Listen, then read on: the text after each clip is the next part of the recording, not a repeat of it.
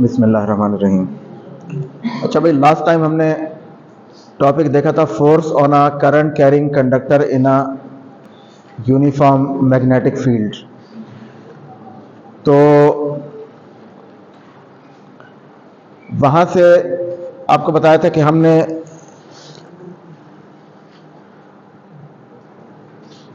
Force on a current carrying conductor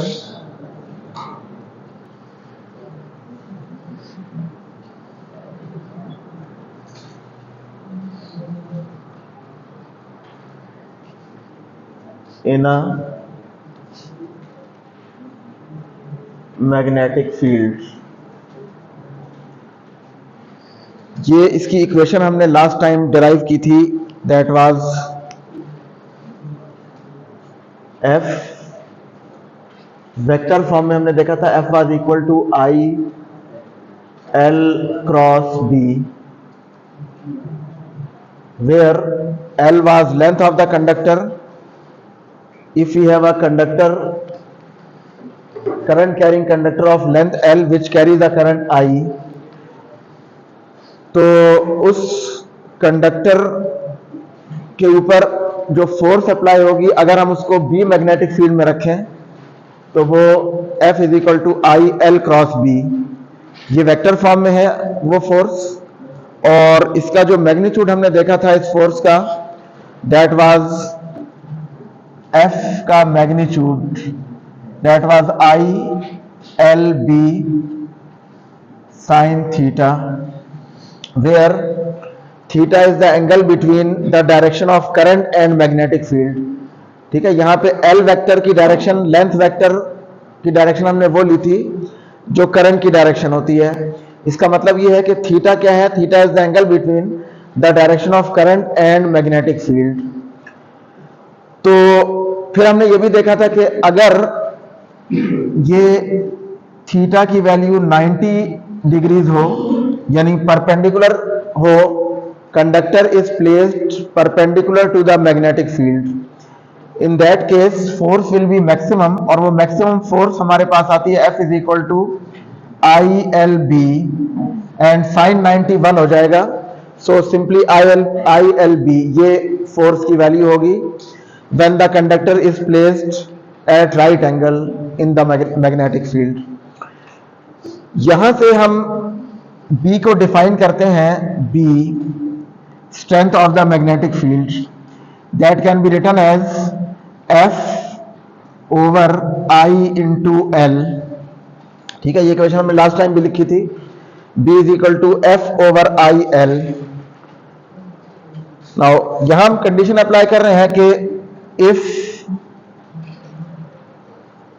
the current in the conductor is 1 ampere, जो हमारा current carrying conductor है उसमें अगर current I in the conductor is 1 ampere and length of the conductor is 1 meter, अगर हम conductor में current 1 ampere ले लें और उस कंडक्टर की लेंथ जो है in the magnetic field is 1 metre, तो देखें देन इक्वेशन, इसको इक्वेशन 1 कह दें आप, this is equation 2, equation 3 and 4। Then using equation 4, equation 4 से हम क्या लिख सकते हैं, B is equal to F over 1 ampere into 1 metre. इसका मतलब यह है कि B जो स्ट्रेंथ ऑफ मैग्नेटिक फील्ड है, यहां पे हमने कहा, यहां पे हमने B लिया था, ये B वो मैग्नेटिक फील्ड है जिसके अंदर हमने उस कंडक्टर को रखा था, करंट कैरिंग कंडक्टर को। तो यहां से हम B को डिफाइन करते हैं इस इक्वेशन 4 से। तो कैसे डिफाइन करते हैं, strength of magnetic field is defined as the force per unit length of a conductor which carries a unit current and placed at right angles to that magnetic field. ठीक है, so magnetic induction या magnetic field strength ठीक है, उसको हम यहां से define करते हैं।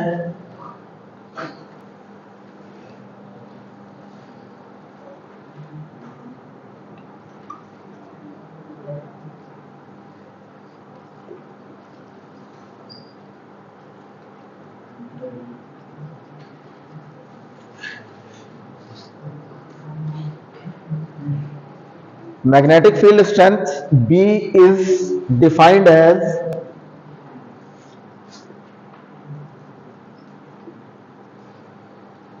the force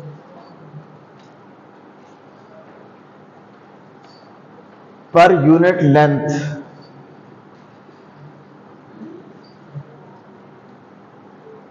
of a conductor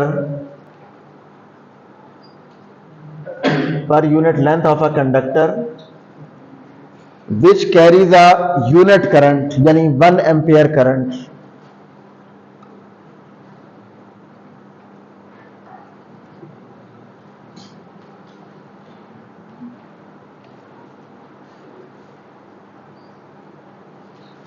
which carries a unit current and placed at right angles in that magnetic field। Theta हमने 90 लिया था इस इक्वेशन को फाइंड करने के लिए।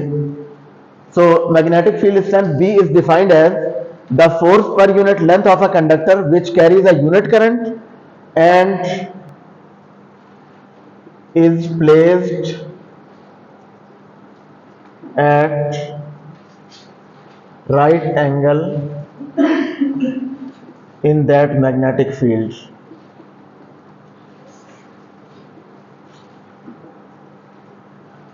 देखें यहां पे हमने इलेक्ट्रिक फील्ड स्ट्रेंथ, जिसको हम इलेक्ट्रिक इंटेंसिटी कहते हैं, उसको हमने डिफाइन किया था फोर्स पर यूनिट चार्ज। ठीक है, ये फर्स्ट चैप्टर जो इस बुक का था, चैप्टर 11, उसमें हमने ई को डिफाइन किया था electric field strength as force per unit charge, जिसकी यूनिट हमने ली थी न्यूटन पर कूलम। सिमिलरली यहां पे हम मैग्नेटिक फील्ड स्ट्रेंथ, जिसको हम मैग्नेटिक इंडक्शन भी कहते हैं, उसका सिंबल है B. So B is defined in terms of force per unit length of a conductor which carries a unit current and it is placed at right angle in that magnetic field. उस unit length of the conductor पे जो force apply हो रही होगी, ठीक है, जिस conductor में यूनिट करंट फ्लो हो रहा हो, that force is defined as the strength of the magnetic field. यानी यहां से आप इसको लिख सकते हैं, ये जो इक्वेशन मैंने एंड में लिखी है, B is equal to F, और एफ की यूनिट क्या है, newton over ampere into metre. तो देखिए इसकी यूनिट ये आएगी न्यूटन, फोर्स की यूनिट न्यूटन और एम्पियर इंटू मीटर, ये नीचे आ जाएगा, और ये बी क्या है, force. So magnetic field strength, which is also known as magnetic induction, is defined as the force which is applied on a unit length of a conductor which carries a unit current and it is placed at right angle in that magnetic field। It means कि अगर unit length of the conductor which carries a unit current, उस पर कम force apply हो रही होगी तो weak magnetic field होगा, उस पर ज्यादा फोर्स अप्लाई हो रही होगी that will be a strong magnetic field. जैसे यहां हमने कहा था यूनिट चार्ज पे अगर कम फोर्स अप्लाई होगी तो वीक इलेक्ट्रिक फील्ड होगा, ज्यादा फोर्स अप्लाई होगी तो स्ट्रॉन्ग इलेक्ट्रिक फील्ड होगा। सिमिलरली मैग्नेटिक फील्ड की स्ट्रेंथ वो भी फोर्स की टर्म में हम डिफाइन कर रहे हैं। वहां था force per unit charge, electric field strength या इलेक्ट्रिक इंटेंसिटी, यहां पे हम force per unit length of a conductor which carries a unit current, that force describes the strength of the magnetic field। So this strength of the magnetic field is also known as magnetic induction। ठीक है,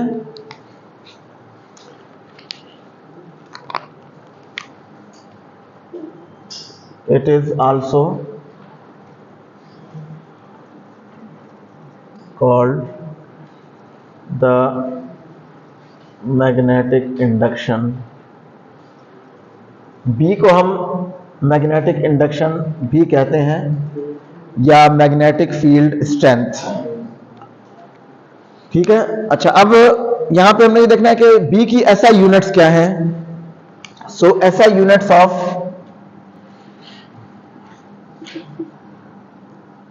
B यानी magnetic field strength की SI unit, तो देखें from equation 4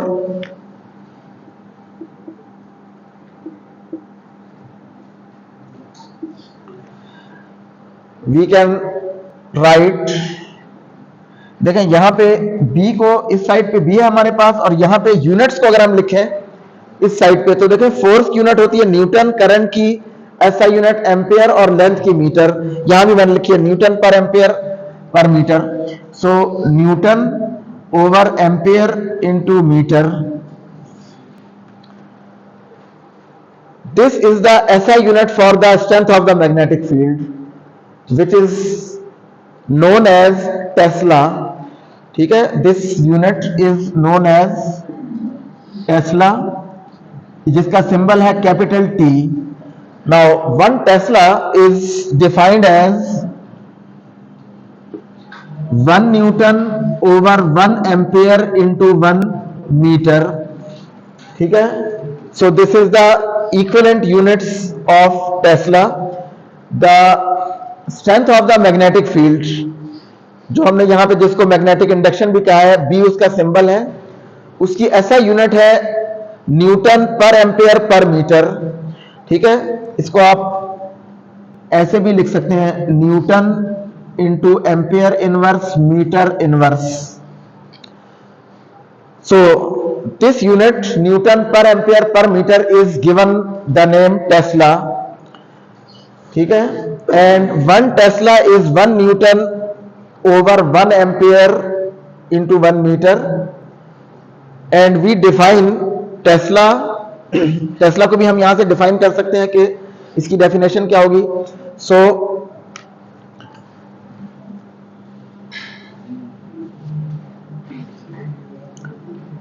the strength of a magnetic field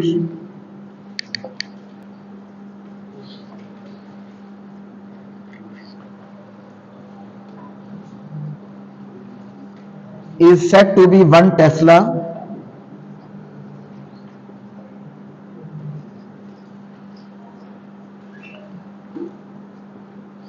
if this magnetic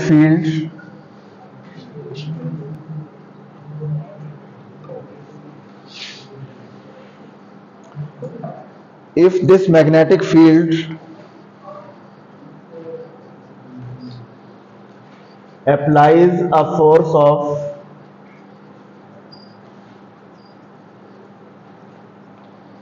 1 Newton,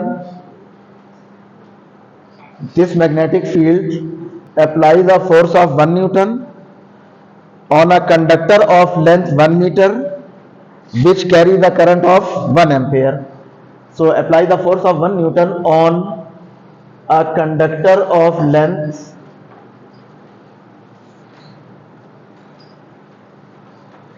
1 meter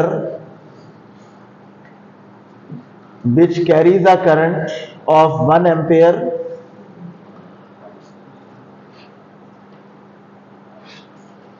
which carries a current of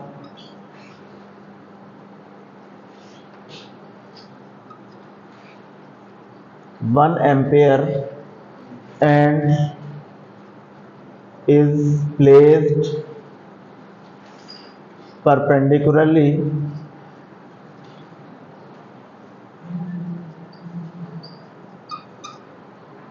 in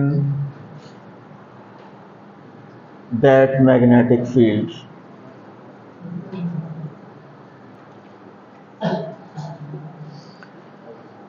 ठीक है, 1 Tesla is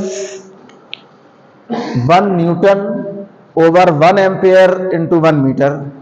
ठीक है, the strength of a magnetic field is said to be 1 tesla if this magnetic field applies a force of 1 Newton on a conductor of length 1 meter which carries a current of 1 ampere and placed at right angle या and placed perpendicularly in that magnetic field. So उस case में अगर वो magnetic field इस conductor पे unit length के conductor पे जिसमें यूनिट करंट फ्लो कर रहा है और वो परपेंडिकुलरली रखा हुआ है मैग्नेटिक फील्ड में, उस पे 1 न्यूटन फोर्स अप्लाई करे तो उस मैग्नेटिक फील्ड की स्ट्रेंथ क्या होगी? 1 tesla. So that is the definition of tesla, and tesla is the SI unit of the magnetic field strength और मैग्नेटिक इंडक्शन। ठीक है, अच्छा इसकी ये तो ऐसा यूनिट है, इसकी एक सीजीएस यूनिट भी है which is known as gauss. So CGS unit of B is, इसका सिंबल है gauss, G, capital G, and 1 Tesla is equal to 10 raise to power 4 gauss. ये इसकी कन्वर्जन है, 1 tesla 10 raise to power 4 gauss के बराबर होता है। CGS system centimetre gram second, ये आप फर्स्ट ईयर में भी पढ़ चुके हैं। इसमें देखें टेस्ला हमने लिखा था, टेस्ला हमारे पास किसके बराबर था? That was newton over ampere into metre, इसके बराबर है। सीजीएस सिस्टम में न्यूटन फोर्स की यूनिट होती है डाइन, और 1 टेस्ला हमारे पास होता है 10 raise to power 5 dynes, divided by ampere is 10 raise to power -1 ampere is 10 raise to power -1 watt, इसकी यूनिट है करंट की यूनिट सीजीएस सिस्टम में, into 1 metre means 10 raise to power 2 centimetre. ठीक है, तो ये हो जाएगा 10 रेज टू पावर 5 है ये, और ये ऊपर आ जाएगा तो ये 6 हो जाएगी पावर इसकी, और ये -2 हो जाएगी, तो बाकी रह जाएगी 5 + 1 - 2, और यूनिट्स क्या आएंगी? Dynes per watt into centimeter. So this becomes 10 raise to power 4, 5 + 1 6 - 2, that is 10 raise to power 4, और इस यूनिट को हम कहते हैं gauss. So 1 Tesla is 10 raise to power 4 gauss के इक्वल है ये, या आप ऐसे भी कह सकते हैं कि 1 gauss is 10 raise to power -4 tesla. ये इनकी कन्वर्जन है, tesla to gauss and gauss to tesla. So SI unit B की टेस्ला है। अगर गॉस भी आपको गिवन है तो आप उसको कन्वर्ट करेंगे टेस्ला में। ठीक है, so these are the units of the magnetic field strength B. अच्छा, यहां पे हमने इस फोर्स की डायरेक्शन कैलकुलेट करने के लिए हमने एक राइट हैंड रूल देखा था। Another method is the Fleming left hand rule, उससे भी आप इस फोर्स की डायरेक्शन फाइंड कर सकते हैं। सो वो देखने के लिए राइट हैंड रूल तो आपको ये बताया था कि अगर हम राइट हैंड की फिंगर्स को रखें फील्ड की डायरेक्शन में और थंब को रखें करंट की डायरेक्शन में, तो फोर्स हमारे पास नॉर्मली आउटवर्ड होती है from the palm of the right hand. ये राइट हैंड रूल है। आपने राइट हैंड यूज करना है, किस तरह से यूज करना है कि आपने फिंगर्स को रखना है फील्ड की डायरेक्शन में, बी की डायरेक्शन में, थंब को रखना है करंट की direction which is the direction of L, current की डायरेक्शन में। तो फोर्स की डायरेक्शन क्या होगी? वो पाम से परपेंडिकुलरली आउटवर्ड होगी। ठीक है, दैट इज, यानी अगर ये सिचुएशन है तो फोर्स इधर से आउटवर्ड होगी, normally outward from the palm of the right hand. Last time हमने जो देखा था उसमें हमारी फील्ड अपवर्ड था और करंट इनवर्ड था। ठीक है, यानी अगर मैं उसको यहां पे ड्रॉ करूं तो देखें, दिस वाज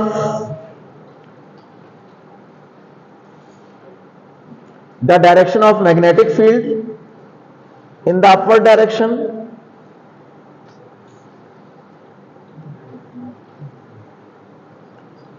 ठीक है। This is the direction of B, जिस मैग्नेटिक फील्ड में हमने उस कंडक्टर को प्लेस किया है करंट कैरिंग कंडक्टर को। So that is the direction of B.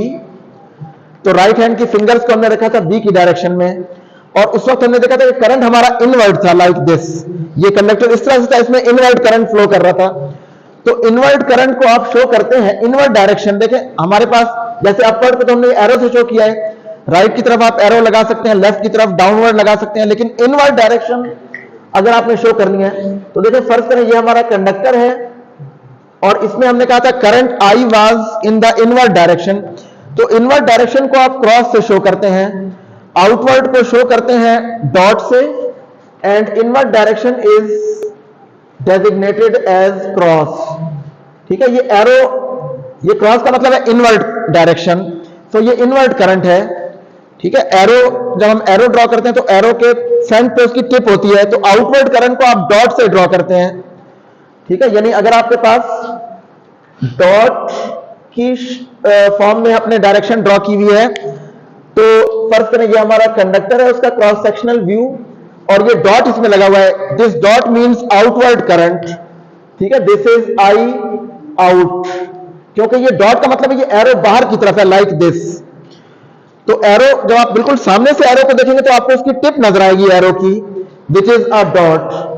और आई इनवर्ट जो है वो हम ड्रॉ करते हैं क्रॉस से। क्रॉस का मतलब है this is inward direction. So inward current अगर आपने शो करना है तो आप कंडक्टर का क्रॉस सेक्शनल एरिया ड्रॉ करके उसके अंदर एक क्रॉस लगाते हैं। So this shows a wire which carries an inward current. This shows a wire which carries an outward current. ठीक है, तो और अगर आपने इनवर्ट डायरेक्शन को वैसे शो करना है जैसे इनवर्ट मैग्नेटिक फील्ड या इनवर्ट इलेक्ट्रिक फील्ड, तो आप ये क्रॉस, कई सारे क्रॉस, जैसे हमने यहां पे कई सारे एरोज लगाए, तो वहां हम कई सारे क्रॉस लगा के इनको शो करते हैं, या आउटवर्ड मैग्नेटिक फील्ड को हम डॉट्स के जरिए शो करते हैं। तो इनवर्ट डायरेक्शन को हम क्रॉस से शो करते हैं, आउटवर्ड डायरेक्शन को डॉट से शो करते हैं। बहरहाल जो लास्ट टाइम हमने एग्जांपल देखी थी उसमें हमने कहा था current was in the invert direction and magnetic field was upward. तो according to right hand rule हमारे पास अपवर्ड हमने फिंगर्स को अरेंज किया था और थंब को हमने इनवर्ट रखा था, लाइक दिस। सो हमने ये देखा था कि force on the conductor was normally outward from the palm, यानी वो फोर्स इस तरफ थी, इस फोर्स की डायरेक्शन, मैग्नेटिक फोर्स की direction, that was directed towards right. This was the direction of the force according to right hand rule. Fleming left hand rule क्या है?